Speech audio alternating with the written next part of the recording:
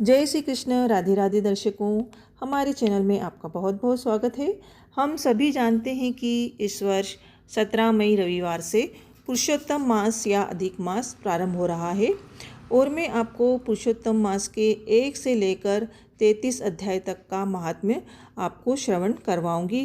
तो महात्म्य को जानने से पहले हम ये जान लेते हैं कि अधिक मास में हमें क्या करना चाहिए, क्योंकि सभी लोगों के पास दिन भर कुछ न कुछ काम अवश्य रहते हैं। तो कोई बात नहीं, आप सिर्फ इस मास में दीपदान कर सकते हैं और आपके पास समय नहीं है तो आप घर में भी दीपदान कर सकते हैं, तुलसी में दीपदान कर सकते हैं, पीपल के वृक्ष में दीपदान कर सकते हैं और अगर आपके पास समय है तो आप मंदिर जाकर दीपदान कर सकते हैं। साथ ही हम ये भी जान लेते हैं कि जिन लोगों के पास समय है उन्हें क्या करना चाहिए। सबसे पहले आपको सूर्योदय के पूर्व ही उठ जाना है और स्नान कर लेना है। भगवान विष्णु या फिर भगवान राधा कृष्ण की आपको रोज़ पूजन करना है, रोज़ दीपक जलाना है, अर्थात दीपदान करना है, क्योंकि हम सभी जानते हैं कि दीपदान का महत्व पुरुषोत्तम मास में बहुत अधिक होता है।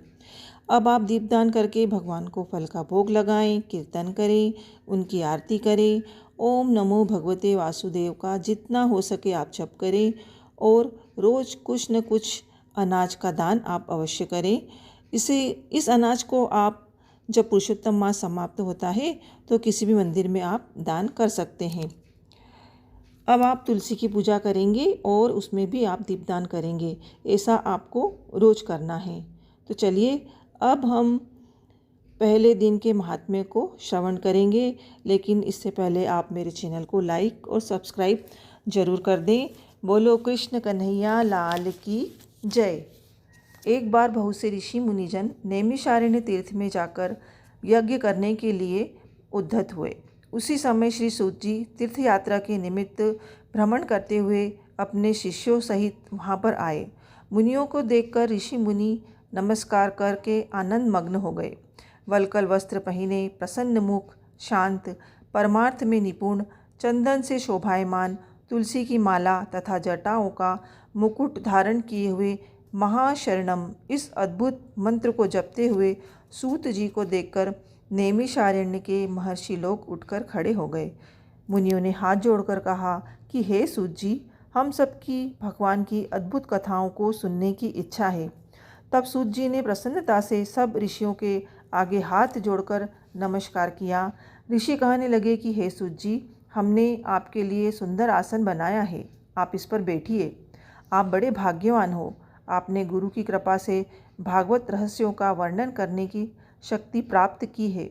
इस संसार में हजारों बातें सुनने योग्य हैं, परंतु उनमें जो भी सार वस्तु हो, हम संसार सागर में डूबे हुओं को पार करने के लिए जो श्रेष्ठ कथा आपके विचार में निश्चित हो वही सुनाइए। शौनकादि के पूछे जाने पर श्री सूत जी कहने लगे, हे विप्रो, मेरे वचनों को सुनो। मैं पहले पुष्कर तीर्थ गया और वहाँ से हजारों तीर्थों से होता हुआ हस्तिनापुर गया। वहाँ राजा परीक्षित अपने राज्य को छोड़कर अनेक महापुण्यवान ऋषियों के साथ गंगा किनारे जा रहे थे। उनमें अनेक सिद्ध योगी और महासिद्ध मुनि थे।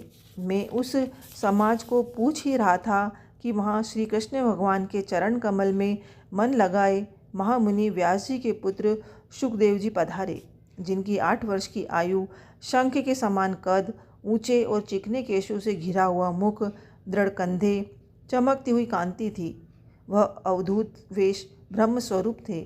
ऐसे महामुनि शुकदेव जी को देखकर सब मुनि हाथ जोड़कर खड़े हो गए। तब मुनियों के बनाए हुए कमल चक्र जैसे ऊंचे आसन पर शुकदेव जी को बिठाया गया।